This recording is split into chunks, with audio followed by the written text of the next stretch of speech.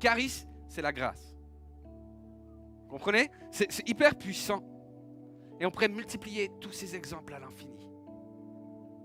Car toute grâce excellente est tout don parfait, descend d'en haut du Père des Lumières, chez lequel il n'y a ni changement, ni ombre de variation. Amen. Amen. Ça va, frères et sœurs, vous dormez? Ok. Église, quelqu'un doit savoir une chose aussi très importante, c'est que la sanctification est une grâce. Vous savez que c'est une bonne chose, la sanctification? Vous savez que c'est extrêmement positif? Dans Hébreux 12, les versets 14 à 15, nous pouvons lire « Recherchez la paix avec tous et la sanctification, sans laquelle personne ne verra le Seigneur. Veillez à ce que nul ne se prive de la grâce de Dieu. » Veillez donc à ce que nul ne se prive de la grâce de Dieu. Tu peux demander à ton voisin, hey, est-ce que tu te prives de la grâce de Dieu? Explique-lui que tu ne cherches pas querelle, c'est écrit soyez en paix avec tous les hommes, rechercher la paix. Je ne suis pas en querelle, je ne suis pas en bagarre. Mais est-ce que tu comprends que sans la sanctification, tu ne verras pas Dieu? Est-ce que tu comprends que personne ne doit se priver de la grâce de Dieu? Est-ce que tu comprends cela, Église? Et vous serez d'accord avec moi pour dire que si la Bible dit que sans la sanctification, on ne verra pas Dieu, vous êtes d'accord que ça vaut la peine qu'on s'arrête sur le sujet et qu'on ne passe pas dessus comme chat sur braise? Et cette expression chat sur braise, elle est vraiment extraordinaire quand on sait que le titre de mon message, c'est « Passer par le feu ». Passer par le feu. Je vais vous parler du feu cet après-midi, Église. Je vais vous apprendre des choses nouvelles sur le feu. Je vais apprendre des choses extrêmement profondes sur le feu. Des choses, vous allez dire, purée, heureusement que je suis venu. Je suis vraiment au bon endroit. Tout ça, je ne savais pas. Dieu est bon. Dieu prend soin de moi. Ok, on commence. Le feu, ça brûle. Le feu, ça chauffe. Le feu, ça éclaire. Il n'y a pas que le feu qui est cuit. Vous savez, dans la Bible, il y a des théophanies. Les théophanies, c'est des apparitions en fait, de Dieu. C'est comme ça qu'on appelle ça en langage hyper théologien. Et dans les apparitions de Dieu, en fait, souvent le feu est présent aussi. Rappelez-vous, quand Élie se retrouve en face des prophètes de Baal, tu sais, ils font les autels, etc. Ils appellent et le feu du ciel descend pour dire à Élie, je suis avec toi, mon fils. Je me glorifie dans ta parole, dans le témoignage que tu as donné. Moïse, rappelez de Moïse, il va devant le buisson ardent, ce buisson en feu qui ne se consume pas. Il entend une voix qui lui dit « Oh, attention, t'approche pas, enlève tes souliers. Parce que le lieu où tu te tiens, c'est un lieu saint, c'est un lieu sacré. » Donc le feu est présent dans toute la Bible, il est présent pour parler des holocaustes. Vous savez, lorsqu'on apportait des sacrifices, une partie où tout même le sacrifice était parfois versé sur le feu, mis au feu. D'accord, il y a une notion de purification derrière. Donc je crois que le feu nous parle bien de ce qu'est la sanctification, ce côté d'être pur. Et d'ailleurs, un truc de fou. Alors heureusement qu'on est je veux dire, il ne faut pas faire des raccourcis théologiques, hein, ça marche bien avec la langue française, mais le mot feu, vous savez comment il se dit en grec? Samuel? Il y a un gars, on a un gars là, il passe son temps. Gloire à Dieu pour Samuel, il est extraordinaire. Le mot feu, en grec, se dit pur. Ro, non c'est pi-mu-ro. Pi-mu-ro.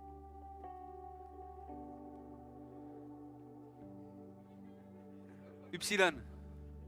Mu-upsilon, c'est pas pareil? Ah, voilà. Ok. Upsilon. Excusez. Est-ce que vous pouvez faire un montage vidéo, s'il vous plaît? Avoir une vie sainte, c'est avoir une vie qui plaît à Dieu. Une vie qui honore Dieu par notre obéissance. C'est avoir une vie qui témoigne, tu sais, du royaume de Dieu. Comment? Parce qu'on aligne notre vie sur la volonté de Dieu. Ça, c'est mener une vie sainte. Avoir une vie sanctifiée, c'est avoir une vie qui se détourne du mal et qui pratique le bien, qui recherche la paix et qui poursuit la paix. C'est puissant, hein? En fait, dans la parole de Dieu, il y a de nombreux textes qui dénoncent en fait ce que l'Éternel a en horreur. Je ne vais pas tous les lire aujourd'hui, mais ça, il y a l'idolâtrie, l'immoralité sexuelle, une vie qui est guidée par nos pulsions, par nos désirs, l'ivresse, l'usure, l'amour de l'argent, la convoitise, la soif de posséder, la magie, etc., etc. Vous connaissez ces choses-là? Pour ceux qui prennent des notes, je peux vous donner quand même 1 Thessaloniciens 4, 3, 7, Éphésiens 5, 1 à 8, Galates 5, 19 à 20. Ceux qui prennent des notes, ça a été vite, c'est ça? À partir de demain, vous retrouvez ce message sur gc-lacote.org. Paul dit que ceux ou celles qui commettent de telles choses n'hériteront pas du royaume de Dieu. En fait, vous savez, l'église que Jésus-Christ se prépare, c'est une église sainte, sans tache ni ride, irrépréhensible. Église, est-ce que vous êtes là? Toute la Bible nous appelle à marcher dans la sainteté. Lévitique 19, verset 2 dit « Soyez saints, car je suis saint. »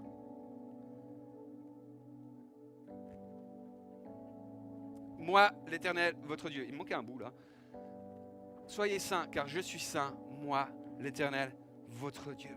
Jésus enseigne quelque chose qui va dans le sens, hein, il dit, soyez parfaits comme votre Père Céleste est parfait. Ça va, vous êtes là? Ok, vous en êtes où? Vous êtes devant ou derrière? Vous en êtes où avec cette sanctification? Est-ce que tu es saint? Ou est-ce que, franchement, tu peux t'améliorer? Est-ce que tu es saint? Est-ce que tu arrives à être aussi parfait que le Père Céleste le veut? Est-ce que tu arrives à vivre cela? Une église sans tache, ni ride, sainte, irrépréhensible. Est-ce que ça vous correspond? Il n'y a pas beaucoup de mains. J'espère que de votre côté, là, sur Internet, vous avez plus de mains qui se lèvent. Franchement, vous en êtes où? Vous en êtes où dans votre foi, dans votre marche avec le Seigneur, dans votre obéissance? Ça va, vous êtes un peu culpabilisé? Est-ce que vous sentez que le paradis est en train de passer là? Vous filez sous le nez. Ça, c'est comme le train, tu sais, tout d'un coup, tu es là, oups, en fait, il est déjà en train de partir. Est-ce qu'il y en a qui se disent, je ne suis pas à la hauteur? Est-ce qu'il y en a qui se disent, c'est lourd finalement? J'arrive pas à être saint, Seigneur, comme toi, tu aimerais que je sois saint. Est-ce qu'il y en a qui sont dans ce cadre-là? J'aimerais vous inviter, si c'est votre cas, à pouvoir vous lever. Je veux prier pour vous maintenant. À la maison aussi, vous pouvez vous lever. N'hésitez pas, je veux vraiment pouvoir prier pour vous. Je crois qu'il y a des clés, vraiment, que spirituellement, on peut se positionner. Que toutes celles et ceux qui disent, moi, j'ai besoin, ce soir, de recevoir cette réalité de Dieu, puissent se lever. Et je vais prier. Seigneur Jésus, je te remets mon frère, ma soeur qui se sent oppressé, qui se sent sous la culpabilité maintenant. Et je veux dénoncer, Seigneur, les mensonges du diable sur sa vie. Je veux briser toute condamnation dans le nom de Jésus. Et Père 3 fois saint, je te prie que tu puisses révéler ton cœur et libérer ton royaume dans leur vie. La paix, la justice et la joie par le Saint-Esprit. Dans le nom puissant de Jésus-Christ. Amen. Amen. Merci Seigneur. Asseyez-vous. Ayez confiance que Dieu vous aime. Et que, oui, parce que vous êtes positionné en lui, il se positionne en vous. Je crois que c'est une clé spirituelle importante. Donc, ayez confiance, frères et sœurs. Vous savez, le problème, c'est que pour la plupart d'entre nous, et honnêtement, moi, je me fais aussi parfois avoir, encore maintenant. Le problème, c'est qu'on a été tellement, tu sais, déformé par des principes religieux, par la religion. Déformé par ce côté où on doit mériter les choses. Que lorsqu'on approche la sanctification avec cet œil-là, ça devient très très très très dangereux pour notre vie de foi, pour notre vie chrétienne, pour toute chose. En fait, ça risque même de nous éloigner de Dieu. Vous savez, on dit Dieu est 3 fois saint, d'accord? J'aimerais vous faire une image. En fait, c'est arriver à un tel niveau de sanctification pour arriver à rejoindre le côté 3 fois saint du Seigneur. Ça, c'est quand même partir quand même avec un petit peu un handicap. Tu sais, on a une nature charnelle. Franchement, soyons vrais. C'est vite compliqué. C'est comme si tu devais faire une course contre Lewis Hamilton, le pilote de Formule 1. Imagine, même à voiture égale, ça risque d'être compliqué. D'accord? Mais là, c'est comme si on te disait, écoute, la réalité, si tu perds la course, tu seras privé du salut. En fait, c'est ça. Hein? Sans la sanctification, on ne va pas voir Dieu. Donc, si tu perds la course, tu es privé de ton salut.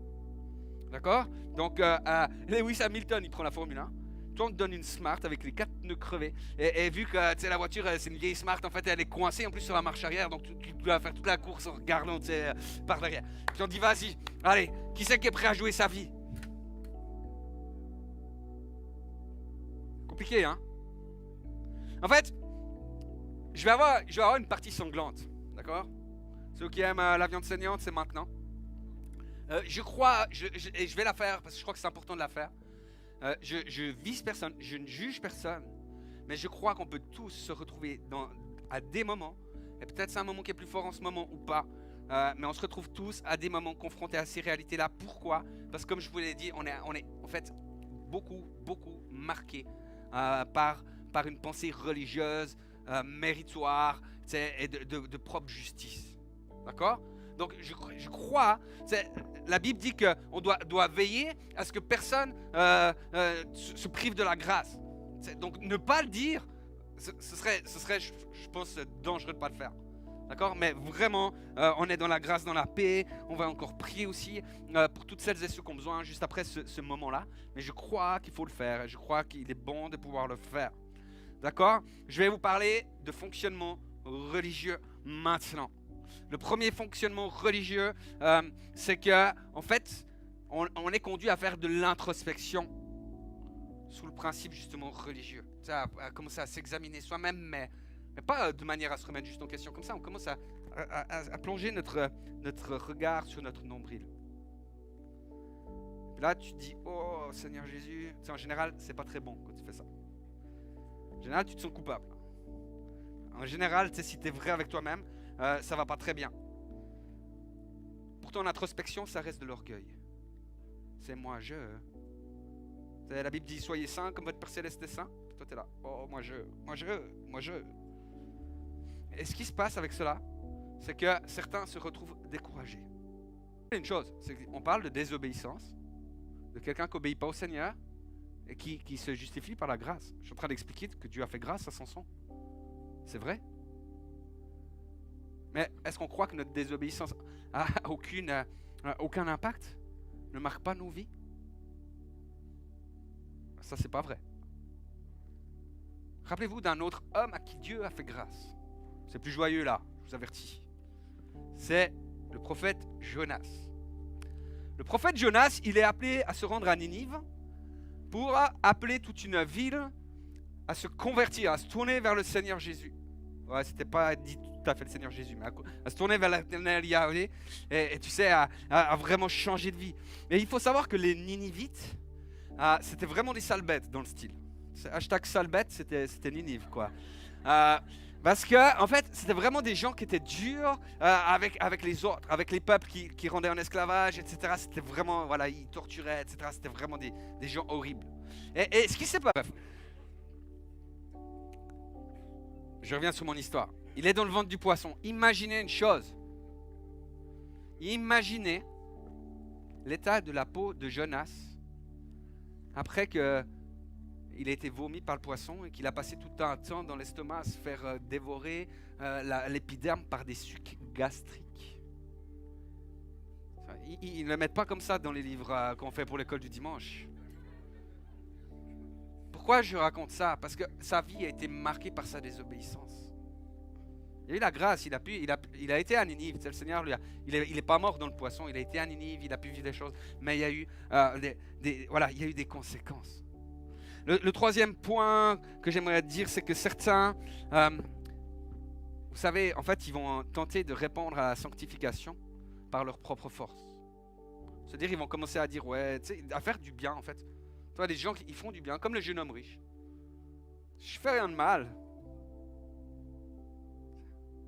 Déjà, on est sous la grâce. Puis, je fais rien de mal. Tu sais, leur vie n'est pas impactée par le royaume de Dieu, mais je fais rien de mal. Puis en fait, quand tu les vois, tu te dis, waouh, tu sais, les gars, ils ont l'air vraiment au niveau de sainteté. Pouf, parce qu'ils ont un masque religieux. Jésus les a appelés sépulcres blanchis, ces gens-là. Hypocrites. Tu as les apparences, parce que la religion te donne les apparences d'eux. Tu as les apparences d'eux. En fait, la réalité, c'est que ces gens, ils ne vont pas arrêter de se comparer. Ils vont se comparer aux autres. Comme le pharisien, vous vous rappelez le pharisien? Ah, Seigneur Jésus. Ouais, il disait pas Seigneur Jésus, hein, mais comprenez. Je fais le pharisien moderne. Il a un poisson derrière sa voiture. C'est plus la mode, hein, mais à l'époque, j'aurais fait fuir X-Gag. Seigneur Jésus, oh, je te remercie que je ne suis pas comme mon frère, Marc.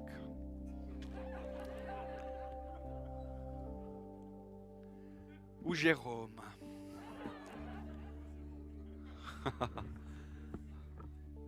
Tu sais, j'écoutais celui qui riait le plus fort. Quelle horreur! Comparer, critiquer. Puis en général, ils critiquent les ministères en vue, ceux-là.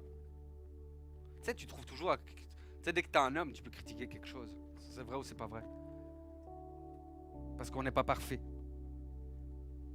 Est-ce qu'il y a des gens qui se reconnaissent dans ces différentes descriptions entre celui qui se dénigre, celui qui a un peu de tendance à se cacher derrière une grâce à bon marché, et je le dis de manière gentille, ou celui qui porte un masque religieux et qui finalement arrive dans une autosatisfaction par rapport à la sanctification? Si c'est votre cas, j'aimerais vraiment aussi pouvoir vous libérer ce soir et j'aimerais vous proposer de pouvoir vous lever. Je veux prier pour vous. Je vous invite à ne pas avoir peur du regard spirituel, du regard que les autres pourraient poser sur vous, parce que je crois que Dieu fait une délivrance. Des fois, on se positionne dans l'affranchissement. Si quelqu'un vous juge, c'est quelqu'un qui avait besoin de se lever. D'accord? Faites-le aussi à la maison, si jamais, si ça vous parle. Je crois que le Seigneur veut faire vraiment une œuvre de délivrance pour plusieurs. Levez-vous simplement. Saint-Esprit, c'est à la liberté que tu nous as appelés. Et dans le nom puissant de Jésus-Christ, je lie tout esprit religieux sur mes frères et sœurs qui sont devant toi, debout cet après-midi. Je vous propose juste de pouvoir répéter cette prière qui dit: Seigneur Jésus, je te demande pardon pour mon orgueil qui me pousse à croire que je peux vivre la sanctification par moi-même.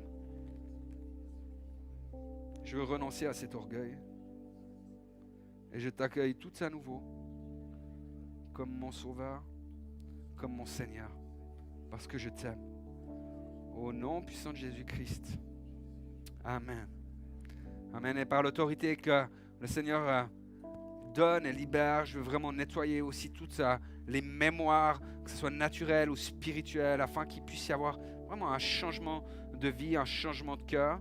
Je nettoie toutes ces mémoires par le sang puissant de l'agneau. Amen. Amen. Prenez simplement place. Ça va les amis? Il y en a qui ont senti comme quelque chose partir. Amen. Gloire à Dieu. Amen. Amen. Magnifique. Merci Seigneur pour ce que tu fais. N'est-ce pas? Le Seigneur est bon. Je dis, la sanctification, c'est vraiment quelque chose de très, très, très, très positif. Il faut que j'avance parce que je vois que, j'allais dire le temps passe, mais c'est un pléonasme, n'est-ce pas? Voilà. Il faut que j'avance parce que j'en ai encore à peu près pour 2 heures. Donc voilà. Il y a différentes choses qui vont servir à notre sanctification, n'est-ce pas? La première que j'aimerais citer, c'est les épreuves. Et on peut lire 1 Pierre 1, versets 5 à 7, qui dit: à vous qui par la puissance de Dieu êtes gardés par la foi pour le salut, prêt à être révélé dans les derniers temps. Donc c'est à vous que ça s'adresse. Amen. C'est là ce qui fait votre joie, quoique maintenant, puisqu'il le faut, vous soyez attristés pour un peu de temps par diverses épreuves, afin que l'épreuve de votre foi, plus précieuse que l'or périssable, qui cependant est éprouvé par le feu, ait pour résultat la louange, la gloire et l'honneur lorsque Jésus-Christ apparaîtra. Et j'aimerais vraiment encourager toutes celles et ceux qui sont en ce moment par un temps de fournaise, toutes celles et ceux qui passent par un temps de feu, parce que cela va porter pour vous un poids éternel de gloire. Alors vraiment, j'aimerais vous encourager à dire, mais c'est garder courage. Il y a plusieurs choses qui peuvent nous emmener dans la fournaise. Une des choses, c'est justement la désobéissance ou le manque d'obéissance, si je reprends le thème d'avant. En fait, j'aimerais vous dire que si vous êtes dans la fournaise à cause de péché, voilà, il y a un moyen véritablement d'en sortir, c'est de pouvoir revenir à Jésus, de pouvoir déposer toutes choses. Vous savez, quand les chrétiens à Éphèse, les premiers chrétiens arrivaient, les gens se convertissaient, ils avaient des livres de magie, par exemple. C'est pas trop le bon truc, hein, n'est-ce pas? Qu'est-ce qu'ils faisaient? Ils les apportaient et ils les brûlaient. Et je trouvais qu'il y avait quelque chose de fort par rapport à ça, parce qu'ils disent, nous, on ne veut plus aligner notre vie à ces choses-là. Tu sais, on dit à quelque part, mieux vaut brûler quelque chose maintenant que brûler plus tard dans la géhenne. Tu vois, mieux vaut des fois se positionner maintenant. Il y a des choses qui dans ta vie ne sont pas en ordre avec le Seigneur, que tu sais. Recherche la sainteté. Fais des choix. Alors sûr, tu sais, l'Éternel va t'aider, mais t'invite toi-même à pouvoir te positionner. Je crois que, vous savez, il y a aussi des fois des choses où on ne se rend pas compte, mais on a des choses qui sont là et qui nous entraînent dans la désobéissance. Vous savez qu'on ne doit pas avoir d'idole. On ne doit pas avoir d'autre Dieu que notre Dieu. Vous êtes d'accord avec ça? Et je suis persuadé que si je demande ici, qui c'est qui aime Jésus, tout le monde lève la main. Tu sais, quelle est votre priorité dans la vie? Tout le monde dira Jésus. Mais des fois, c'est pas vrai. Des fois, en fait, nos actes démontrent que notre priorité dans la vie, c'est pas Jésus. Et il peut y avoir des choses très bonnes qui deviennent un problème pour l'un, qui ne sont pas pour l'autre. Tu vois, c'est pas un péché, ça peut être des choses très bonnes. Ça peut être un sport, ça peut être le travail, ça peut être des trucs cool aussi, hein. Pas que le sport et le travail, aussi, je sais pas, c'est différentes passions. Vous comprenez ce que je veux dire? Avec Marc, on a plusieurs passions communes. On a la moto, mais moi, j'ai pas de moto. On a un chanteur qu'on aime en particulier en commun, il s'appelle Gilles Bernard. Si vous ne connaissez pas Gilles Bernard, allez sur YouTube, je vous encourage. Et puis, ce qu'on a avec Marc, c'est qu'on fait du sport ensemble. Et c'est une vraie passion et on a été très clair avec le Seigneur. On a dit, si ça nous vole notre temps avec toi, tu sais, reprends ça, Seigneur. Et le Seigneur a dit, non, allez-y, c'est bon les gars. Seigneur, t'es sûr, regarde, vraiment. Non, mais comprenons que tout d'un coup, il peut y avoir des choses qui tout d'un coup prennent de la place. Par exemple, vous savez, moi j'ai une PlayStation. Et tu sais que tu achètes un nouveau jeu. Ça devient compliqué. Hein. Parce que déjà, ils ont des bandes annonces de fous sur ces jeux. Donc ça veut dire que si tu démarres, tu sais, ça a déjà de la peine à démarrer, etc. Après, ils te foutent une vidéo qui dure je sais pas combien de temps. Et après, quand enfin tu peux jouer, et j'exagère franchement pas. Ça fait déjà une demi-heure que tu es sur la PlayStation. Tu sais, tu aurais autre chose à faire. Puis quand tu commences enfin, tu sais, du coup, ça fait à peu près 1 heure. Puis tu es là, oh, tu sais. Mais la réalité, c'est que celui qui est passionné par ça, il pourrait passer des heures et des heures. Et mettre de l'argent et de l'argent. Alors moi, c'est pas mon cas, je gère plutôt bien. Mais ça pourrait te voler ton temps. À la base, le truc est pas mal. Ça te détend, c'est pas du péché, comprenons bien. Toutes choses vont bien. Mais ça pourrait te voler des priorités avec Dieu. Et puis là, moi, ce que j'aimerais vous inviter à faire, frères et sœurs, c'est à être honnête avec le Seigneur et de dire, Seigneur, est-ce qu'il y a des choses comme ça dans ma vie que je ne vois pas aujourd'hui tellement que je suis passionné par ça? Et puis que tu m'appelles à déposer sur l'autel et à faire un holocauste avec ça.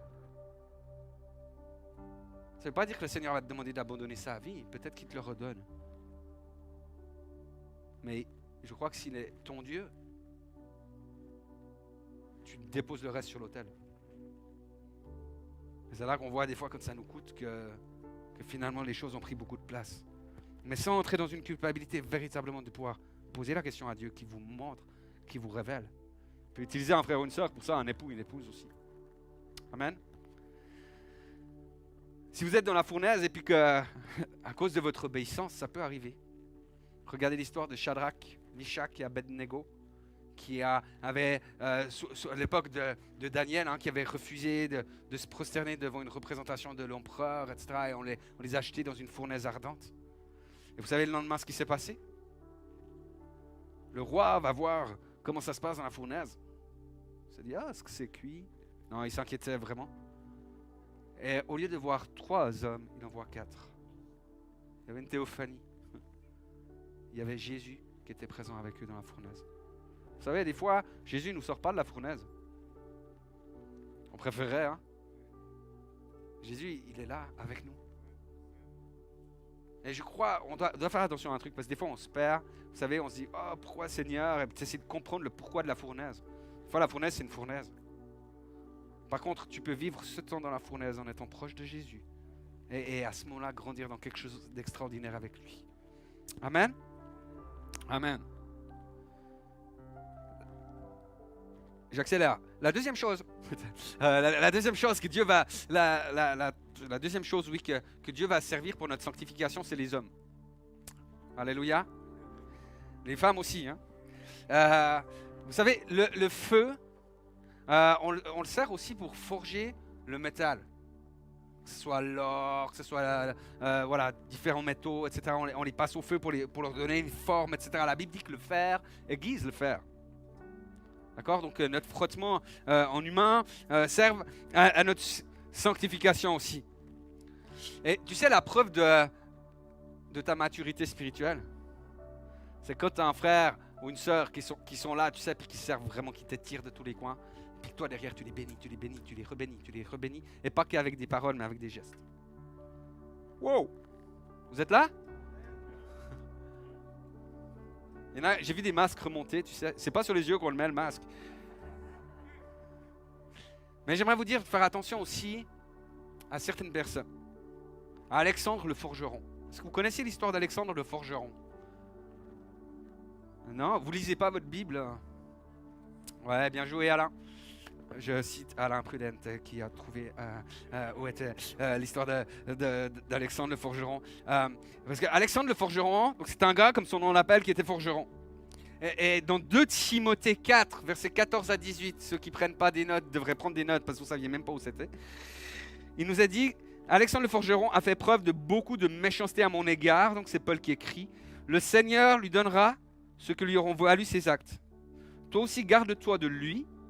Donc il écrit à Timothée, car il s'est opposé avec acharnement à notre prédication.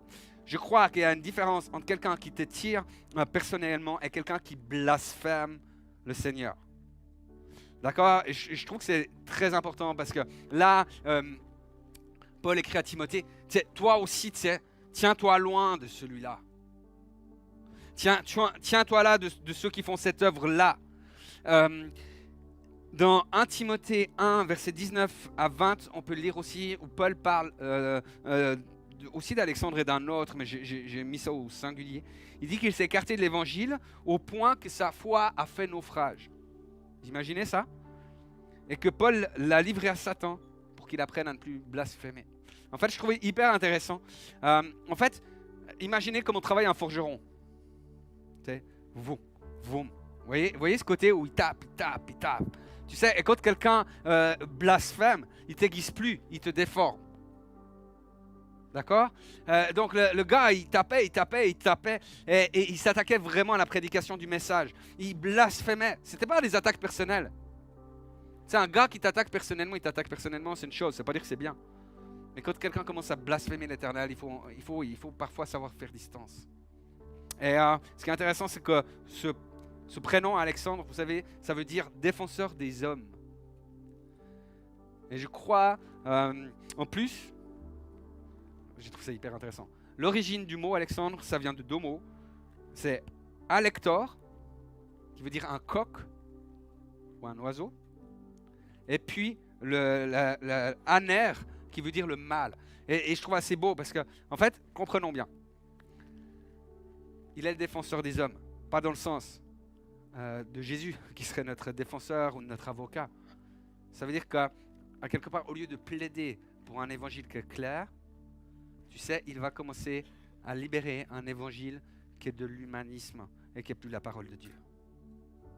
Qui va aller dans le sens du poil, mais qui ne va pas dans le sens de la parole de Dieu. Et comme un forgeron, il tape. Puis il a ce côté du coq, c'est le mâle, orgueilleux. C'est qui prend, et qui est là, et qui tape. Et la Bible nous dit, quand il y a des gens comme ça, éloigne-toi d'eux. D'accord? Donc si vous avez des amis forgerons, frères et sœurs, bénissez-les. On embrasse tous les forgerons qui nous regardent. On a particulièrement un forgeron à cœur qu'on aime et qu'on embrasse, mais ça ne le concerne pas. Donc clairement, voilà. Donc faisons pas des raccourcis. Là on parle d'un gars qui s'appelle Alexandre. Et, on n'a pas son nom de famille. Voilà. Le troisième élément, et le dernier élément que je vais vite aborder avec vous. Ça va, vous me donnez encore 2 minutes? Parce que je vois que voilà. Mais je pense que c'est important de dire tout ça. Le dernier élément qui est donné pour notre sanctification, vous verrez. Là, on passe au level supérieur. C'est un truc de fou. Là, vous allez dire, wouh, je vais te sanctifier. On a quitté la fournaise, on a quitté les coups du forgeron. Il est parti. Lorsque Jésus s'est présenté devant Jean-Baptiste pour être baptisé, on va mettre un texte, il est écrit, parce que Jean-Baptiste a prophétisé à la foule, il a dit, moi je vous baptise d'eau. Mais il vient celui qui est le plus puissant que moi, je ne suis pas digne de délier la courroie de ses souliers. Lui, il vous baptisera du Saint-Esprit et de feu. Amen. Vous savez, des fois, on fait un peu le raccourci, on se dit, oui, alors c'est le Saint-Esprit qui est descendu sous la forme de langue de feu sur les disciples, etc. Je pense que c'est juste. Je veux dire, voilà. Mais dans la réalité, c'est qu'il y a l'œuvre du Saint-Esprit, elle est complète. D'accord? Il y a d'un côté le Saint-Esprit qui a été donné aux disciples pour qu'ils puissent être témoins. D'accord? Pourquoi? Parce que être témoin de Jésus-Christ, tous ceux qui sont chrétiens ici, est-ce qu'il y a des chrétiens dans cette salle? Ok, gloire à Dieu. Un chrétien, un témoin, de Jésus-Christ ne peut être témoin de Jésus-Christ que par les signes et les miracles. C'est pour ça que les disciples qui ont vécu 3 ans avec Jésus avaient besoin du Saint-Esprit. Pourquoi? Parce qu'autrement, s'ils font juste raconter tout ce qu'ils ont vécu avec le Seigneur, ils sont des hommes et des femmes qui racontent les merveilles de Dieu. Et c'est bon cela. D'accord? Mais un témoin du Seigneur, c'est quelqu'un qui pratique les signes et les miracles. Donc, on a besoin du Saint-Esprit pour ça. D'accord? Quand le Saint-Esprit est tombé sur les disciples à la Pentecôte, direct après, ils ont commencé à parler en langue. Ok? L'autre partie de l'œuvre du Saint-Esprit sur la vie du croyant, c'est la sanctification. C'est ce qui va produire en nous le fruit de l'Esprit. D'accord? Galates 5, 19, il y a 9 caractéristiques au fruit de l'Esprit. 1 Corinthiens 12, il y a 9 dons du Saint-Esprit. Il y a véritablement cet équilibre. Et est-ce que ça veut dire qu'on doit être parfait? On doit être à un certain niveau de sanctification pour pratiquer les dons spirituels? Non. D'accord? Non, clairement pas. C'est important de dire cela, parce qu'il y a beaucoup de gens qui commencent à penser que l'exercice des dons spirituels, c'est à quelque part une marque de sanctification. Et c'est pas vrai. Rappelez-vous, ceux qui vont aller devant le Seigneur, qui vont dire Seigneur, Seigneur, n'avons-nous pas prophétisé en ton nom? N'avons-nous pas chassé des démons en ton nom? N'avons-nous pas fait beaucoup de miracles en ton nom? Si tu dis que c'est des gars hyper sanctifiés qui ont un niveau spirituel de fou, tu dis wow, c'est qui va être sauvé? Parce que Jésus va leur dire éloignez-vous de moi, je ne vous connais pas. Sans la sanctification, tu ne verras pas Dieu. Ok? Donc tu peux exercer un don de puissance parce que l'autorité elle est en Jésus. Tu sais, des fois, nous, on fait un tel foin parce qu'on se dit, oh, je ne suis pas à la hauteur. C'est pas toi qui fais le miracle, c'est Jésus. Amen. Donc, comprendre une chose, c'est que l'œuvre du Saint-Esprit, il fait ce truc de fou qui est de nous sanctifier. C'est là où est la grâce. On fait des choix et Dieu nous fait une faveur de fou. C'est vrai, hein, c'est juste extraordinaire. C'est beau cette sanctification. Et je crois véritablement, vous savez que ce message est aligné avec tout ce qui se passe sur la planète ces temps, avec la manière dont le Seigneur parle à son Église. Je vous disais avant, il se prépare une Église qui est sans tache, ni ride, mais qui est sainte et irrépréhensible. Et il fait cette œuvre par son Saint-Esprit pour nous. Mais nous devons veiller, nous devons prendre ces choses au sérieux afin de ne pas perdre la foi, afin de ne pas faire naufrage dans notre foi. Vous savez, dans un mois, ce sera Pentecôte. Et je crois que le Saint-Esprit va faire quelque chose de fou à Pentecôte. Puis je me dis, vous savez, des fois, on est un peu léger. On arrive à Pentecôte, tu sais, puis on ne s'est pas préparé. Je trouve intéressant qu'avant que les disciples se retrouvent dans la chambre haute, Jésus leur a dit, allez, vous restez là, vous restez à Jérusalem, vous attendez que le Saint-Esprit vous soit donné. Et les gars, ils étaient là, ils étaient prêts, ils étaient au taquet. Et j'aimerais on va voir comment on va faire ça, mais j'ai vraiment un truc à cœur, c'est que entre le jeudi de l'Ascension et le dimanche de Pentecôte, on puisse prendre un temps à part. Un temps où on recherche la sanctification. Un temps peut-être justement où on commence à analyser des choses, à dire, est-ce que ces choses prennent la place de Dieu dans ma vie? Est-ce que ces choses, je dois les déposer? On peut commencer avant, mais j'aimerais vraiment que dans le temps voilà, qui précède ces 10 jours dans une vie, où tu peux être prêt et tout d'un coup recevoir une onction du Saint-Esprit tellement fou que ça change totalement ta vie. 10 jours, dans 10 jours, donc non, dans un mois avant 10 jours, c'est à peu près ça, 15 jours quoi.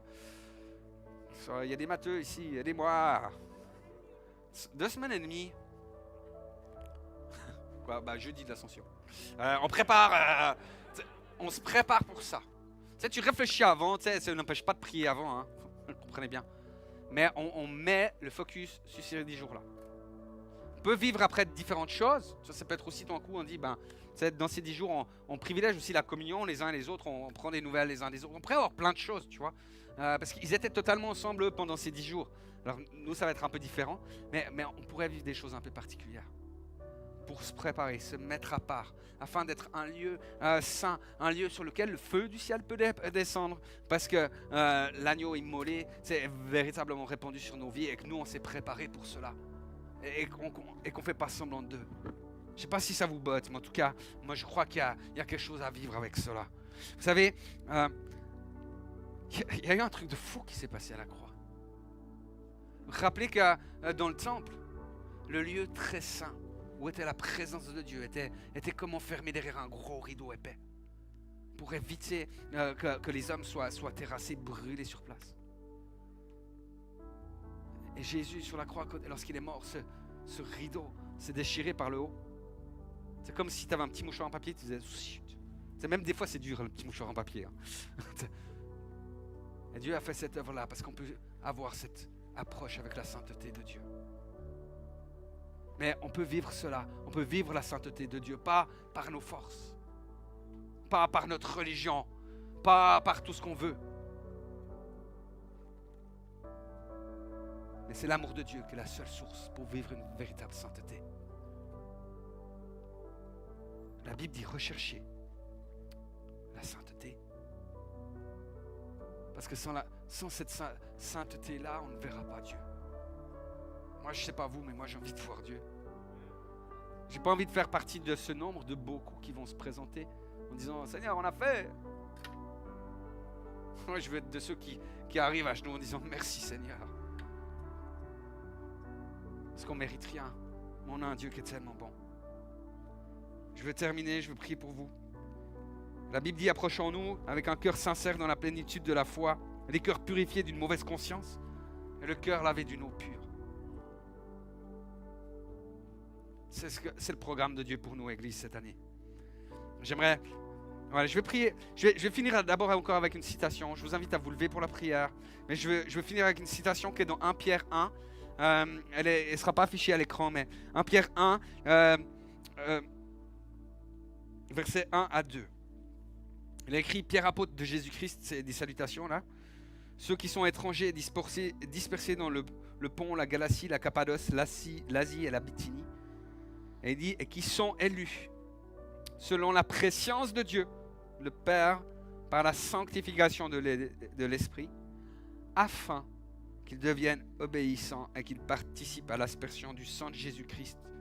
Que la grâce et la faveur vous soient multipliées. Père éternel, moi je te prie pour ta grâce et ta faveur soient multipliées sur nos vies. Je te prie, Seigneur, pour que nous ne soyons pas des religieux, des sépulcres blanchis, mais que nous puissions être des hommes et des femmes qui recherchent sincèrement la sainteté, qui recherchent sincèrement à t'honorer en toutes choses, Seigneur.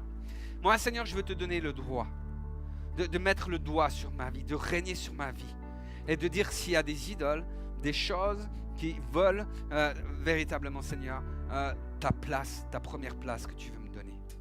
Seigneur, je te demande de pouvoir faire de nous un peuple qui soit honnête, et on veut croire, Père, que tu nous donneras la force pour obéir à ta volonté. Seigneur, on sait que oui, l'obéissance nous permet de connaître vraiment les secrets de ton cœur. Alors Père, nous nous plaçons entre tes mains. Merci de pouvoir sanctifier nos cœurs, sanctifier nos pensées, nos êtres, et de nous permettre, Père, de pouvoir voir ton royaume se manifester déjà ici-bas, mais ensuite au ciel. Fais de nous des témoins, Seigneur, fais de nous des hommes et des femmes qui régnons avec Christ dès aujourd'hui. Seigneur, on sait que c'est une promesse, on sait que c'est ton désir, on sait que c'est une réalité spirituelle, qu'elle puisse s'incarner et porter du fruit pour cette région, pour la côte, la France voisine et la francophonie. Que le nom du Seigneur Jésus-Christ soit glorifié et béni. Amen. Est-ce qu'on peut applaudir le Seigneur?